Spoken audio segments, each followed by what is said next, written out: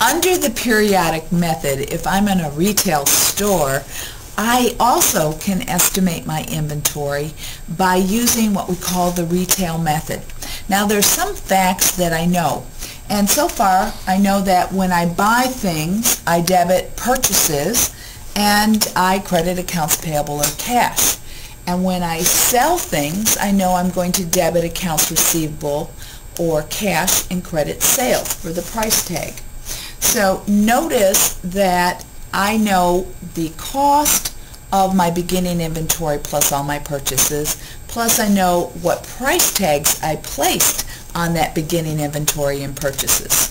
So when I look at the cost of goods available for sale, I know there's 15 units at a cost of 32, but I also know that the maximum amount of my sales, my max sales, is $75 because that's all the goods that are available for sale at their price tag, isn't it? Now, the other thing that I know is during the year under a periodic inventory method, do I know how many units I sold? Yes, because I've been debiting what? Accounts receivable and crediting sales. So these types of problems will also tell you that your sales are, say, $35. Well, if my sales are $35, that means the retail sales are $35. So instead of cost of goods sold down here, isn't this the net sales? So if net sales is given to you, that's where it would go in this chart. Well, if net sales are $35 and the maximum sales are $75, that means ending inventory with price tags hanging on it should be the difference, shouldn't it?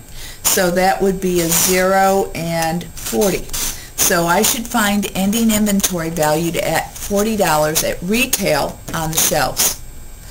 But what I'm really interested in is doing beautiful financial statements, of course, and I want to know how much value should I assign to cost of goods sold and to ending inventory. Well, what I'm going to do is take a proportion. So if I know the proportion between 32 and 75, will that proportion stay true for the ending inventory and for the cost of goods sold?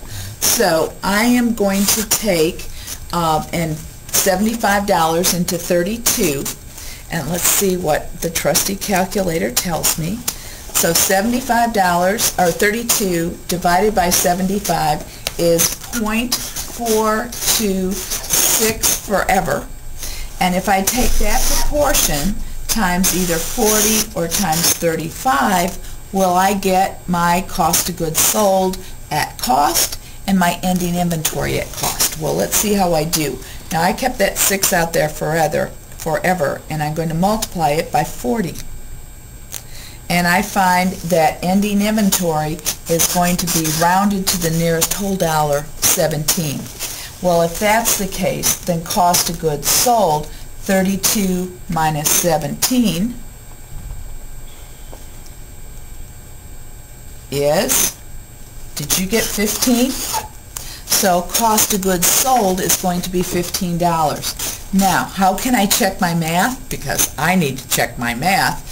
Is I know that 32 minus 17 is going to be $15. I also know that if I take 0.426666 forever times what? 35, I am going to get something very close, and I do. I get 14.93 forever. So notice that there's a way for me to check my math when I use the retail method to come up with good figures for preparing financial statements for cost of goods sold and ending inventory. We will also use the retail method to check to make sure there is no fraud going on.